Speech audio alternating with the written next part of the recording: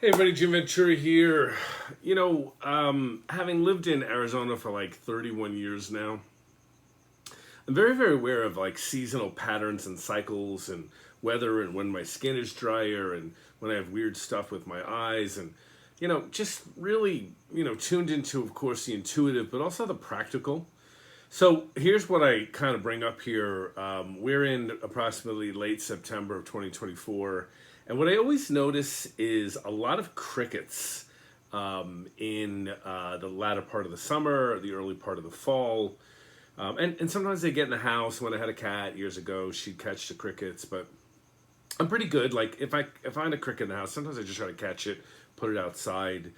I'm never going to really kill them. They're just crickets.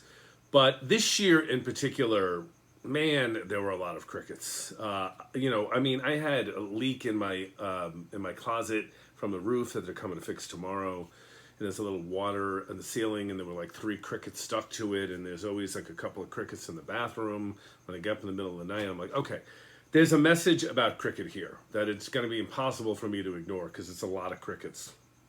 So on top of it, so that's what I'm going to talk about today. What cricket means as animal totem, and what that's all about. But I went outside. I was feeding my feral cats a couple nights ago, and then it was actually in the afternoon. And I also came face to face with a grasshopper, a green grasshopper. So it's like, okay, crickets and grasshoppers. What do they mean? So of course I did a little research. I had a feeling about some of it. Now let me tell you what crickets and grasshopper both mean, because it's really interesting to look at that as totem or animal familiar or what they're trying to tell you. So start off a little bit with cricket. So one, the law is you never kill a cricket. It's actually bad luck if you do. When a cricket enters your home, it's entering your home because the home feels warm, safe, and happy. So that's why it wants to be in the home. So you can see why killing a cricket is not going to be bode well for good luck. The energy connected with cricket is like Jiminy Cricket from I think Pinocchio, and that message was let your consciousness be your guide, and so cricket's connected also to voice and communication themes and issues. Like a cricket will sing happily, and then if a predator's around, it will be quiet. So that's a good kind of lesson for all of us in one way or another. So a lot of times when cricket shows up in dreams or in totem or you've got a connection to it, it's like confidence in your voice. Also, the cricket's sound is a mating song. So you can see some implications to that too. And one thing I loved about when I kind of researched cricket was there's a lot of like connotation to cricket and innocence. And if you were like me when you were younger, you played in the summer. I lived in New York and Long Island, and there were always cricket sounds, in the evening at different points. So they were kind of associated with childhood and innocence to some extent too. Okay, now let's hop over, figuratively and literally, to the grasshopper. So when you see grasshopper, and the different colors have different meanings, but without getting overly specific here, grasshopper is a sign of good luck. It means that fortune is on the horizon, achievement, freedom, wealth, and patience to get to that, not to be rushed about it.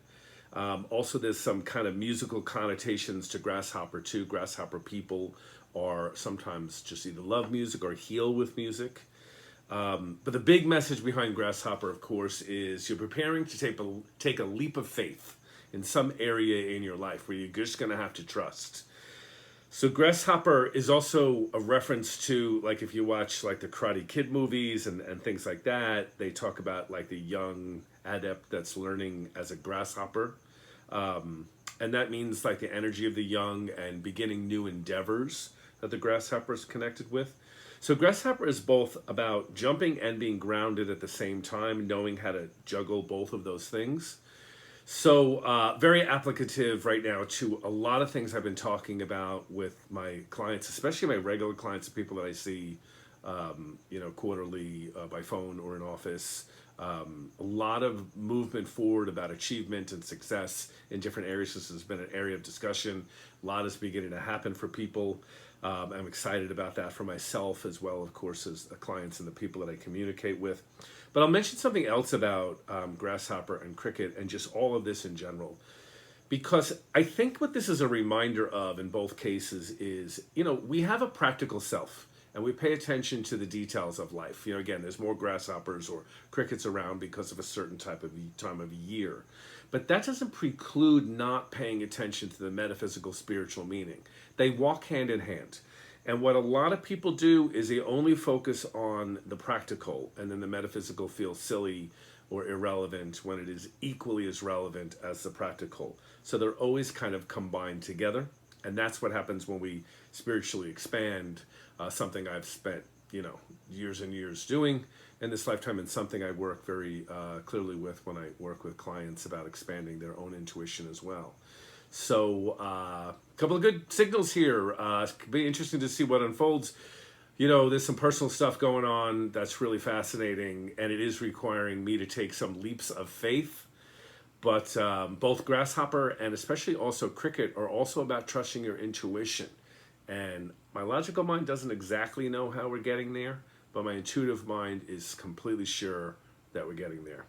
So, all right, information about services, getting a personal session by phone or in office in Phoenix, available at jimventura.com, or also check out my site at Buy Me a Coffee, info in the link here.